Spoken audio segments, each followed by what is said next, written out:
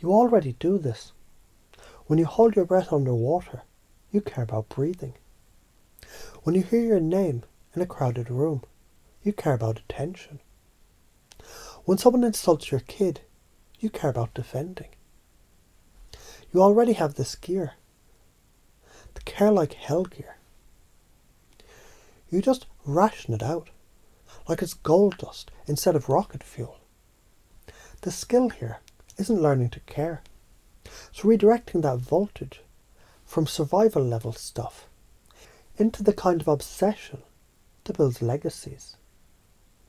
Picture a man running a race at half speed because he's worried about sweating too much. He doesn't want the crowd thinking he's desperate, so he jogs politely into mediocrity and then spends years wondering why his life feels flat.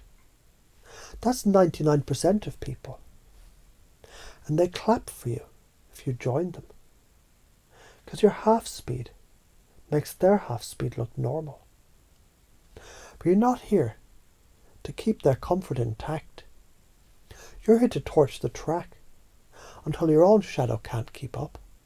The science, neurology. Each time you act on high-value goal with urgency, your dopaminergic midbrain strengthens its signal. Field physics. Strong, coherent emotional states entrain others like a laser locking their wavelength. Wave mechanics. Your intention wave interferes with reality's base wave. High amplitude is constructive interference, it's manifestation.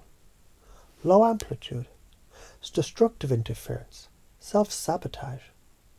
So yeah, caring too much literally changes your brain's wiring and the probability field around you. That's not hippie talk, that's physics. So why are you scared? It's not that caring is dangerous now, it's that your ancestors were hunted for it. Tall poppy got cut, the outlier got speared. That fear is outdated software, but you've kept it running like an old antivirus program that blocks every download. Delete it, or it'll keep blocking the very future that you say you want. Caring too much. It's just energy without direction. Aim it and it's unstoppable. Compared to the span of your life, the one awkward glance you're afraid of is just dust. Show me a single great achievement in history done by someone who cared just enough. You can't. You already cared too much about staying alive, eating, scrolling TikTok. It's working fine. Pretending not to care isn't protecting you.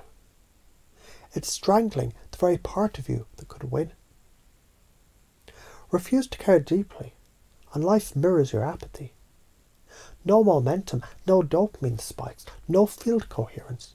Entropy creeps in. The slow rot of unused potential. You feel it in your chest every time you watch someone else do what you could have done if you hadn't cared more about looking cool. Mediocrity exerts gravity. It's constant, invisible, inescapable. Unless you generate thrust. Thrust is obsession, messy, loud, volatile. But it's the only thing that achieves escape velocity. Every half measure is just burning fuel without leaving orbit. I know you want to matter. I know you feel sick when you're phoning it in. I know you've replayed moments where you held back, wishing you'd swung harder. That's because your values, they're already screaming at you. The only way to honour them is to stop hoarding your energy for a perfect moment. There isn't one. This is it. And as you remember the times you did lean in, maybe too hard, maybe without permission, you can notice how alive you felt, how your whole body vibrated with voltage.